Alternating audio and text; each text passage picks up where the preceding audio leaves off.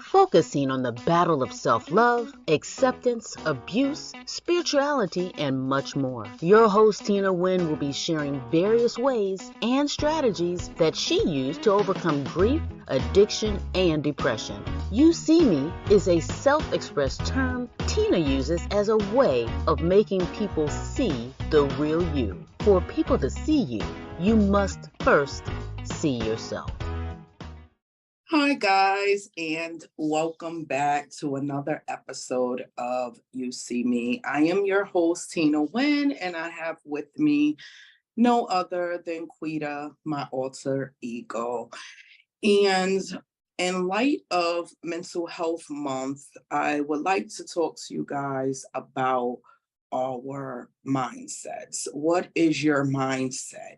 See, because your mental will ultimately affect every other area of our lives. A lot of times we spend life taking things in, but we don't let it back out. And our body works like any other input-output system. What we take in, eventually we must let it out or it will build up. I work in healthcare, and you don't know the number of people I see lose life because they just physically cannot let out the things that we take in. But when we think of our mindsets, what is your mind focused on?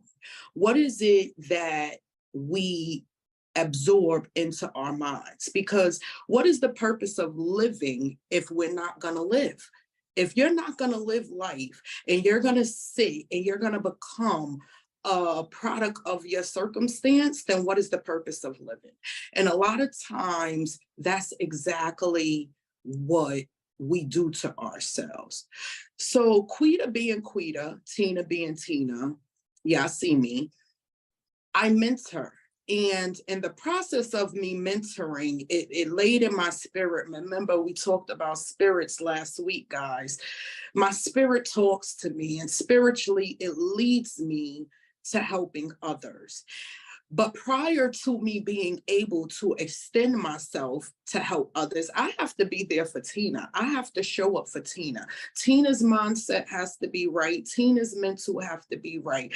Tina has to be okay. The worst thing that you can do to a person is open a womb and leave it open to bleed all over the place. You don't want to get bloody in the process, so again, this is why in healthcare, they tell you wear your PPE, your protective wear. Make sure that you are okay before going in to try to treat somebody. And a lot of times when it comes to the mind and it comes to being there for people, we expose people to some thoughts that they just not ready to handle. We open up these mindsets and we put things in people's mind and they don't know how to process it. So what I've heard a lot of in mentoring and in counseling these last couple of days was, I don't know how to be alone. And it puzzled me because what is it about self that we don't know how to sit there with self? What is it? You have to ask yourself, what is it about me that I don't like being with me? See, because I want this person around me and I want that person around me. And we spend a lifetime feeling like we need people to be there for us when we don't even know how to be there for ourselves. How could you be there for us? How do you know what you want? How do you know the type of person that you want around you if you don't know you? You have to see you, you have to understand you and know exactly what it is that you want because you attract what you are. So when we say, oh, this person is unloyal and this person abandoned me and that's because that's what you're attracting. That's where your mindset is at. That's that's what you're taking in. So that's what you're letting back out. See, and the problem is a lot of times we take a lot of stuff in and we don't let it back out. Quita used to do that. Quita used to take people in, and I took people in because I didn't know Tina. So anybody that came along that was willing to be my friend, that was willing to give me their time, willing to give me their attention, willing to sit with Quita long enough. Quita was open. Quita allowed that person in. And what I did is I let them in. And then when the next person came along, and I just kept piling on spirits, because remember, we don't deal with flesh, we deal with spirits. I'm piling all these spirits on. So then when my mind is under attack by all these spirits, now I'm in this depression, and now I'm claiming. See, Tina, she doesn't claim depression. Yes, there are days that I am down. There's days that life gets the best of me. There are days that I just want to be at my end. But then I remember who I am and whose I am. Why do we allow the embarrassment of our circumstance to take complete control over us?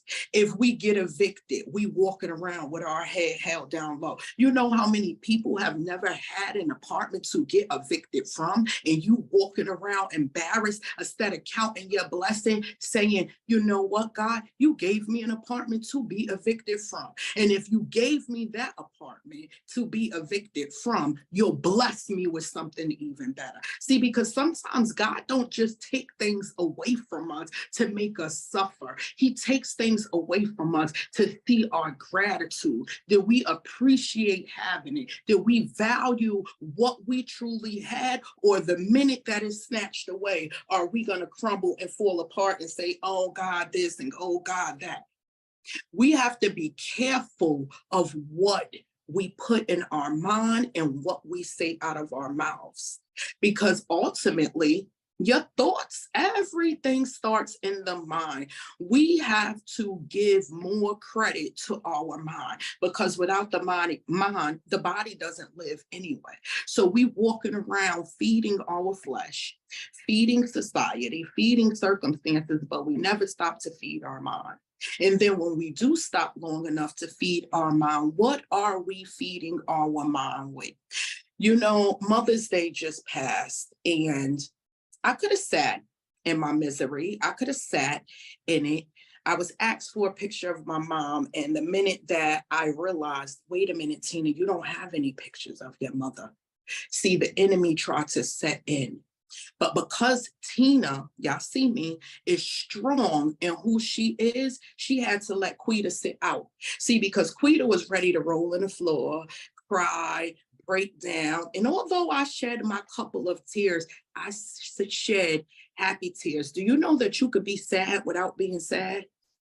And I know that sounds a little bit crazy to y'all, and Tina's okay with that, because most times I do sound crazy to people, but you have to understand spirit to understand me, and what's understood don't need to be explained. But you can be sad without being sad. I was sad at the fact that me and my mom's time was cut short. But spiritually, I was sad to know that it took me so long to figure that out. So I was sad without being sad. And in the process of that, I allowed spirit to comfort me. See, because we have tools, guys. Are we using them?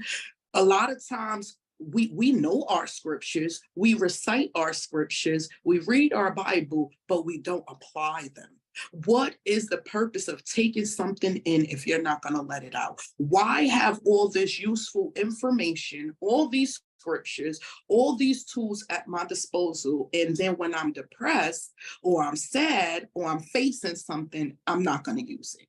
It's pointless. And that's what we do to ourselves. We say, oh, I want someone there for me, and I don't want to be depressed, and I don't want to be sad. But that's exactly what you're doing to yourself. Do you know that resentment is only things resent into your mind? Grief operates the same way. Pain operates the same way. Depression operates the same way. Our thoughts operate the same exact way. If we are focused on our situation, we're going to become our situation. So my mother died, and I allowed myself to sit in it. See, this life is not to live. You must move. You must be active. Living things are growing. They are moving. They are a plant. It's constantly moving. It's changing shape. It's redesigning itself. People are the same way. When we stop feeding ourselves and nourishing ourselves, we stop growing. And that's exactly what I did. I allowed myself to sit in that misery. And while I sat in that misery, I sat in depression. I sat in my thoughts. I sat in those feelings. It wasn't until I got up and made a move and transformed my mindset that I started to be okay with the loss of my mother, that I started to see myself, see the situation, see the circumstance, and see that I have no control. I could sit here and cry for the rest of my life. Is that ever, ever, ever going to bring my mother's flesh back? No, it's not. So why am I sitting here crying over something that's never gonna happen? Hey, how you guys doing? This is Regina Hutt, the wellness practitioner at Empower Mornings.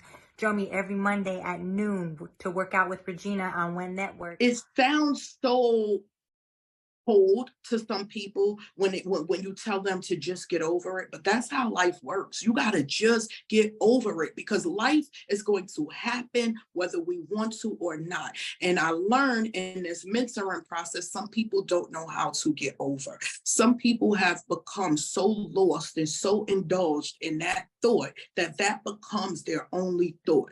So if the thought of losing my mom becomes my only thought, what is it going to do? I will become enveloped in it. I will drown in it. Why? Because I'm not feeding my mind any other thought. And our minds have to be fed. Our minds have to absorb things in order for it to function. If your mind cannot take in anything, then you have a dead brain. And when people are brain dead, what does that mean?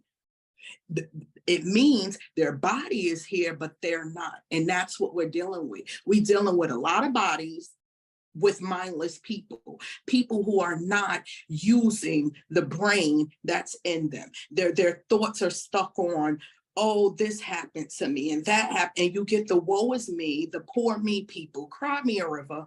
Cry me a river. Because, and it's not that Tina's cold-hearted. It's not that Tina's non-empathetic. Tina cares. Tina cares enough to the extent of knowing there's a way out. And when I tell people to get over it, I'm not saying it in a mean way. I'm saying it spiritually in the most lovingest, kindest way possible to let you know there is a way out. Anything that you think you went through, hi, y'all see me. I've been there. I've done that. I can't sit before you and tell you that, oh, it's going to get better if I don't know that it's going to. See, I walk in my knowing. I know that if I tell myself I'm not nothing, I'm not this, I'm not that, everything I tell myself I'm not, that's exactly what I'm going to be. My dad used to tell me, the minute that you hear a person say, I don't, is everything that they do. You get the people, oh, I don't care. Oh, I don't feel nothing. You feel everything. That's why you're saying you don't, because you do. You do not want to feel. That's why you're saying you don't feel.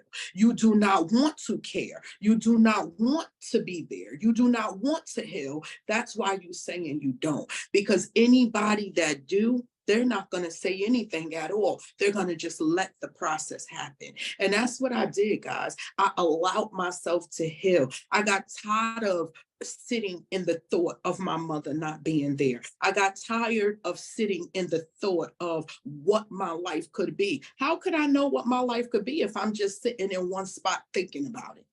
A thought is not going to manifest itself unless you apply some type of action to it. And sitting in one spot ain't never got nobody nowhere but in one spot. You have to get up. You have to move a muscle, change a thought. We sit in our thoughts and we allow our thoughts to become us. And it's okay to sit in your thoughts, because Quita's always in her thoughts. Quita is a thought. Y'all see me.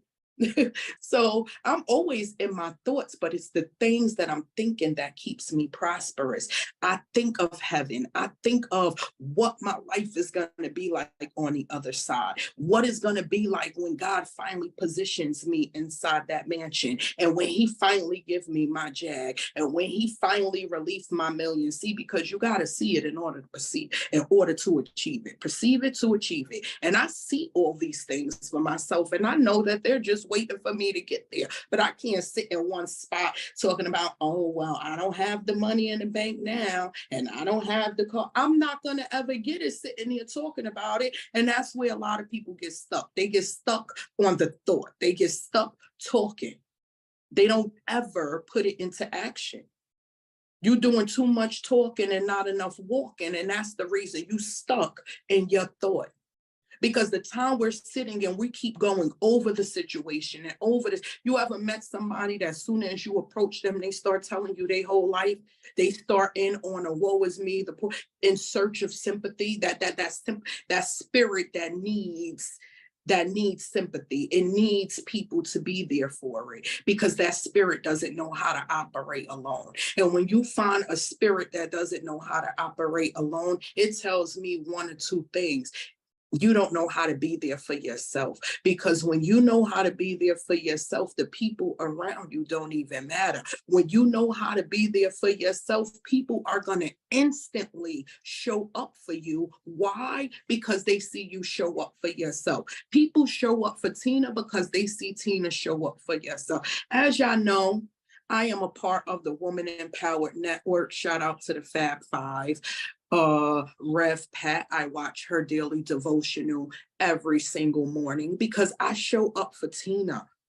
And it's not to downplay anything that these women have to say. I allow my spirit, because it's confirmation of things that spirit has already placed in me. It's confirmation of things. It reassures my word to me. It reassures the things that I need to be applying to Tina on a daily basis. And it's also a part of showing up for me. See, a lot of us, we can't make it because we don't know how to show up for others. Again, you got to see other people to see yourself.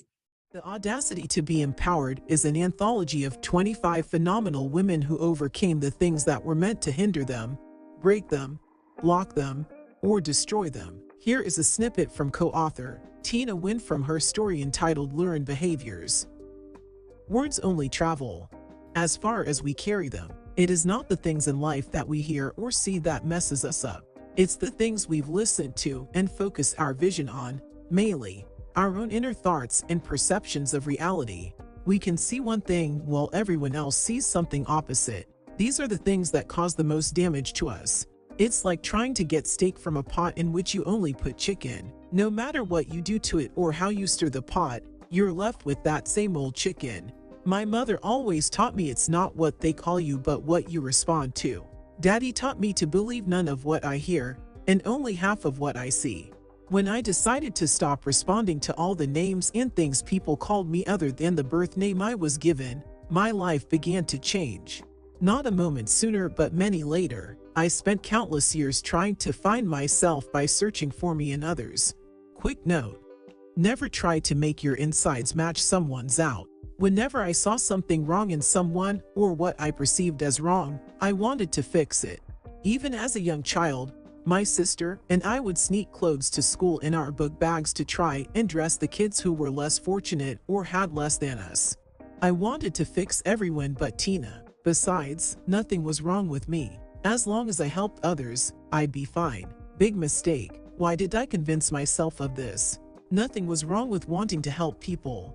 Or was there? That's how it all started. For your copy of The Audacity to Be Empowered, visit https://TinaWynn.now.site. And because we don't know, we feel like it's a competition if we show up. We're competing. No. By showing up for you, I'm showing up for me. By me waking up every morning and me tuning into my Empowered Mornings and me doing my daily devotionals, that's Tina seeing Tina. That's Tina showing up for Tina. It ain't got nothing to do with the people on the other side. We fall into these depressive mindsets because we start focusing our thoughts on everything that everybody else is going to think. Oh, what are they going to think? And what are their thoughts? Why are you so focused on everybody else's thoughts when you can't even sort out your own thoughts? Start with self. And that's where we fall short, is because we want to skip over ourselves and jump straight on to the next person. We don't want, because it's easier to deflect than to reflect. Why look at me when I can look at you? But let me tell you the trick to deflecting. The only how I could see you is because you're a mirrored reflection of me anyway. We cannot see other people without seeing ourselves. You cannot go left without right. Again, we discussed this. Everything has its opposite. And the only how I can recognize a spirit that I don't like is because my spirit is the opposite of what it is that I don't like. So we cannot sit in these depressive mindsets. We cannot sit inside these depressive thoughts. If you are telling yourself that you ain't nothing, you ain't gonna be nothing. See, I tell myself I'm great, whether y'all see me or y'all don't see me, but clearly y'all see me and y'all gonna see me. I make myself be seen. When I walk into a room, oh, trust me, they gonna notice me. And it ain't because I look good. It ain't because I'm pretty. They're going to notice me because the God in me is so strong. That spirit in me is so magnificent. It's going to radiate. It is going to illuminate any room that I walk in. The minute I walk into a room, before I open my mouth, I'm already smiling. My spirit is telling people she's warming, she's accepting, she's a good person. And then to seal the deal, once they talk to me, the first thing, see, people used to always say, Tina, how you doing? And the first thing out my mouth would be fine. Until I broke down fine. Effed up, insecure, neurotic, and emotional. And that's exactly what I was. I was just fine. I was all of the above. I'm not fine no more. I am blessed. I am great. I am a child of God. I am created in his likeness. I am flawless. I am all the things that my word tell me I am. I am no longer what this world tell me I am, because I'm not of this world. My spirit is going back to its maker, and this flesh could stay here and y'all could do what y'all so well please with this flesh. These are the things that I tell myself. This is where my mindset is at. And as long as we tell ourselves positive things, we will attract. You are what you attract. We will, the laws of attraction. You have to tell yourself positive things. See, in the beginning of this process, Quita used to sit around in her depression, and she used to allow her situation to get the best of. And I would sit and I would have the nonstop obsessive compulsive thoughts over things that I was going through. And I would allow that one thought to take complete control over my entire being. And I would just sit and stay stuck inside that thought for days, for weeks. And where did it get me? It left me stuck exactly where I was. I became that thought. I thought I was nothing. I thought, oh my gosh, I'm not going to get a job, and I'm not going to get this, and I'm not. And guess what? I didn't get no job. I didn't get the house. I didn't get nothing because I was already telling myself that I wasn't. I get that with a lot of people before they even try. Nothing beats a fail like a try. And before they even try, oh, I already know I'm going to fail. Oh, I already, and yeah, you sure are, because you're already telling yourself that you are going to fail. Do you know that God said he only want to find us trying? Put that thought in your mind for today. I don't have to be perfect. I don't have to get it right. I don't have to do it the way the person next to me is doing it. God has my path. He knew my path before I got here. And he said, all I want to do is find you trying. And as long as I get up and try every day, I don't care if I mess up. I don't care if this one got this to say and that one got that to say, because it's what Tina said and it's what God said. God said, as long as you're trying and as long as you are applying these things that I'm giving you to your life and you trying to walk right. Listen, every day I'm a work in progress. Okay, Lord, today I didn't get it right. And before I close my eyes, I pray, Lord, please reveal to me what I didn't get right. Tell me what it is that I'm doing. Help me to stand out of my own way. Keep my mind fixated on you. Keep my thoughts on you. Do not let my thoughts go astray so that I can get it right, so that I won't keep making the same mistakes, so that I won't keep falling back into these same mindsets. What are we telling ourselves?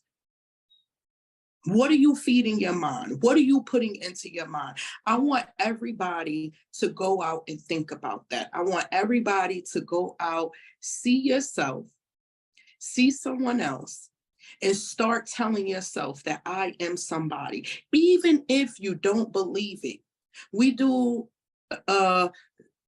mirror talk on Woman Empowered with Sparkle.